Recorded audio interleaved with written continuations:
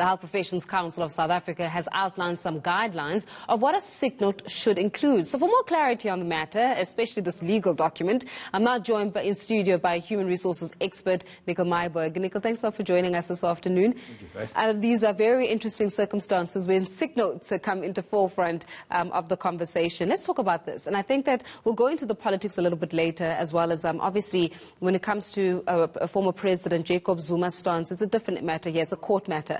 But let's talk about the validity of a sick note. In order for a sick note to be valid, for a corporate structure, for school, etc., what should it include?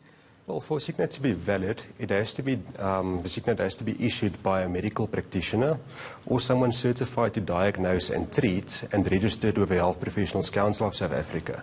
That's the first thing. And then the actual sick note itself, it needs to include the diagnosis if a patient, of course, consents to giving the diagnosis on the sick note. And then it needs to include the actual dates the person will be unable to do any work, because that's what those dates mean. It's not a date to say that I was at the doctor. It's a date to say that I am unable to work due to some sort of illness. Yeah. It needs to include those dates. It needs to include the practice name, the practice number, the practice address. It needs to include the signature of a doctor, the patient's name, the doctor's name. There are a lot of requirements that needs to be fulfilled by that note. I mean, we're talking here about the disclosure of somebody's diagnosis. Many would say that it's also infringing on the privacy of a patient, and it's infringing on the client, patient, doctor privacies and on all of that. So can a patient decide that, listen, I don't want you disclosing to people why exactly that I have to be off work? Yes, most definitely. That's why that specific sick note we're discussing now, it says medical condition. And it's completely up to the patient to say that I do not consent, rather say it's a medical condition. Have you seen the President's sick note? Yes. Okay, so given the fact that you've seen the President's sick note, do you think that then it's valid or invalid? I don't have enough evidence to say, but I would say that it is highly suspicious. Okay.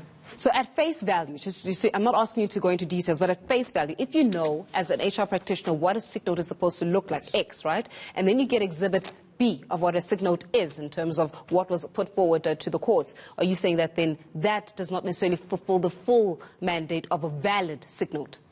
Definitely. I would say if you look at the date section, you can clearly see the dates seem to have been altered. So that would warrant further investigation. I would at the very least contact the medical practitioner and verify whether or not he wrote that sick note, whether or not the dates correspond, and then I would go one step further to investigate the actual medical practitioner. I mean, it's a very difficult conversation to be having, because this has got somebody's life at stake, right? Yes. So then obviously with an investigation, then it comes with the right of issuing the warrant of arrest. So then in that case, then the courts were not necessarily misled in being able to issue that warrant of arrest, given the fact that this new sick note did not necessarily provide the details required. Yes, most definitely. But there's a lot of suspicion. Well, definitely a lot of suspicion there as well. So when it comes to and other individuals, because I also don't want us to focus completely on President or former President Jacob Zuma, but also just really in general.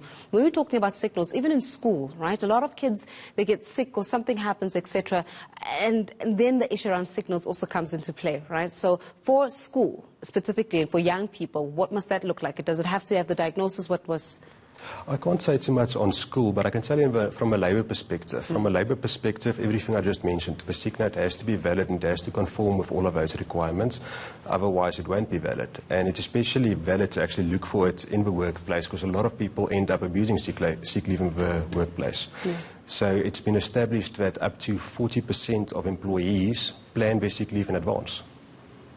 How much percentage? Up to 40%. 40% of employees plan their sick leave in advance. They plan on being sick. Exactly. And those stats are just confirmed when I'm looking at things I frequently see with my clients. It's everyone's entitled to 30 days sick leave in a 3-year cycle.